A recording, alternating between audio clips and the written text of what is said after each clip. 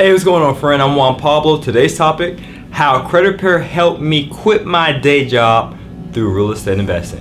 Now, you might be frustrated because you want to get started in real estate, or you just might want passive income for that matter. You want to start your own business. You want to be ambitious. You want to take control over your earning potential.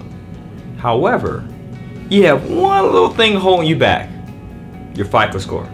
Now, you might have collections on your account, bankruptcies, foreclosures, late pays, a whole bunch of nasty, dirty, ugly stuff, right? That's just stinking up your chances of getting qualified for funding. Now, it may be your fault or fault of someone else's, but at the end of the day, it doesn't matter whose fault it is. It's on your credit report, and you gotta do something about it. So a little bit about myself. In 2007, I had a deep desire to be a real estate investor. I read the book Rich Dad Poor Dad by Robert Kiyosaki. I tore it up, devoured it in like 2 days, and firmly decided I'm going to be a real estate investor. I don't know how, I don't have the money, but I'm gonna do it. And when I tried to, getting a job left and right, and I kept getting denied simply because my credit was bad. And then I landed a job with the government only because they don't do credit checks. So I fly up to New York City. And as I'm networking, I met a guy by the name of Joko. And he said, "Oh, you want to do real estate? Well, guess what? I know an event.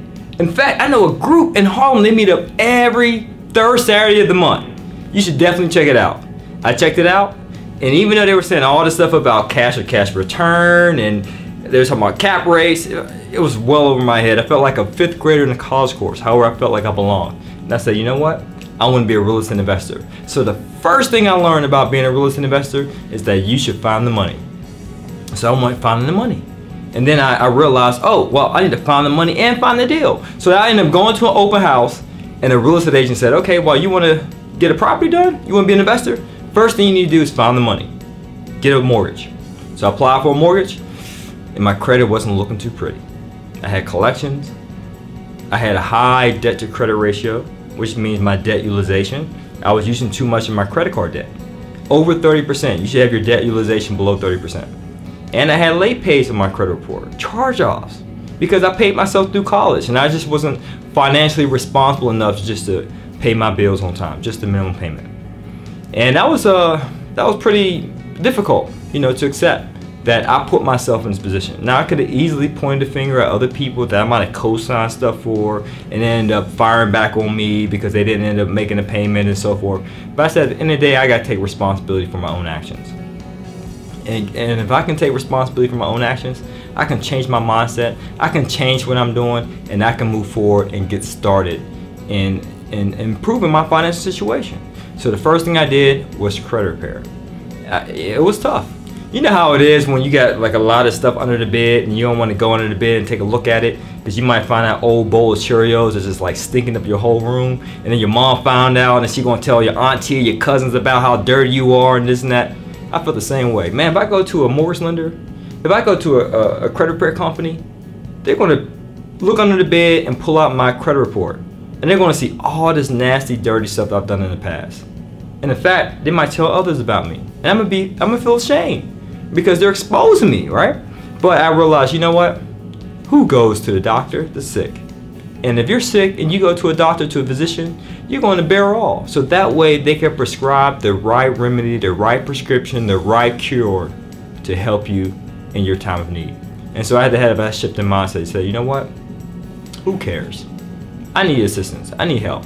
So I reached out to a credit repair company, to a mortgage company as well, realized all the negative stuff I had on there, and start fixing it.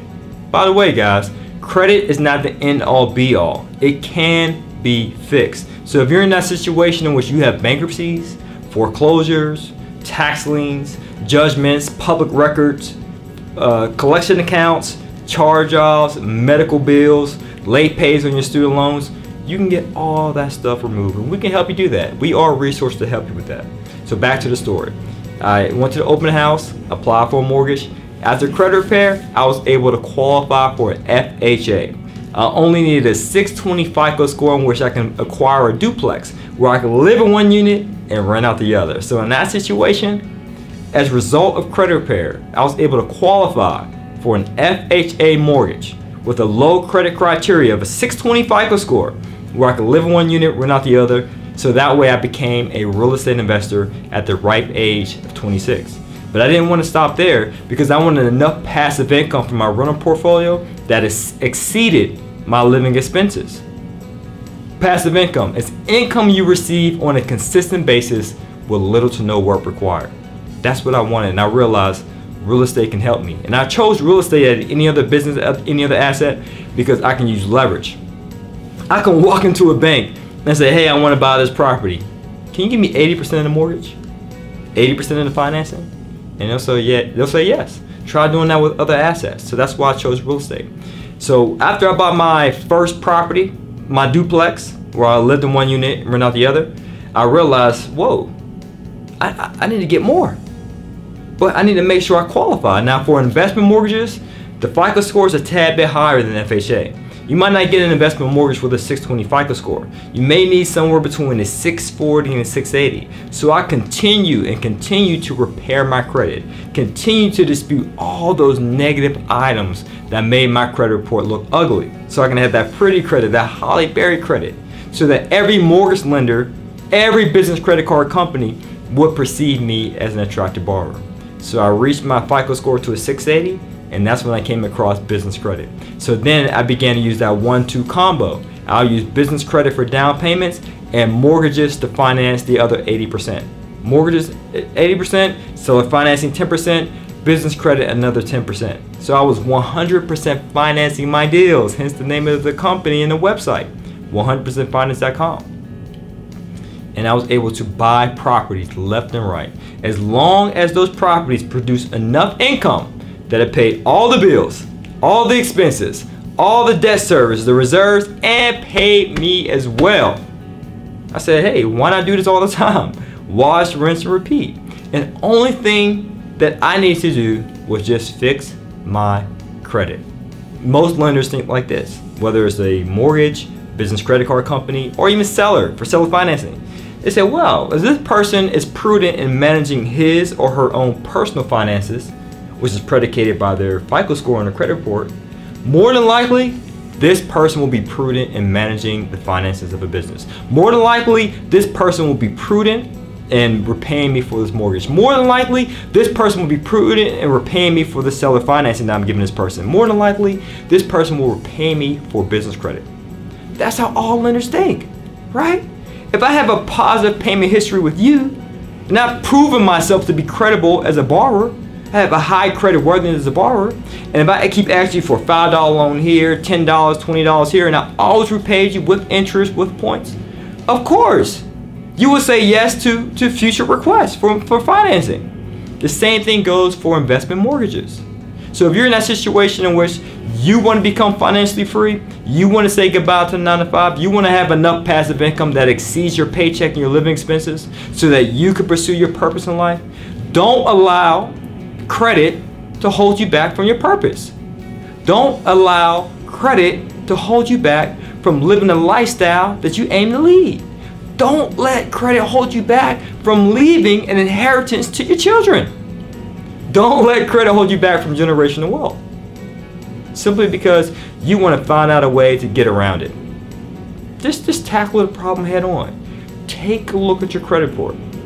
If you're looking for a way of how to get access to an accurate credit report, check the link below. We'll be able to help you out and refer to you some companies that we're very familiar with, we're working with, that will help you know what's on your credit. And don't be ashamed. Give us a call. We're here to help you. We're here to be those physicians, like I mentioned, to take a look at your credit, diagnose the problem, and prescribe you with a cure, a solution, so that you can be on your way to closing those cash flowing rental properties, whether it's single family or multifamily. We have the resources available for you.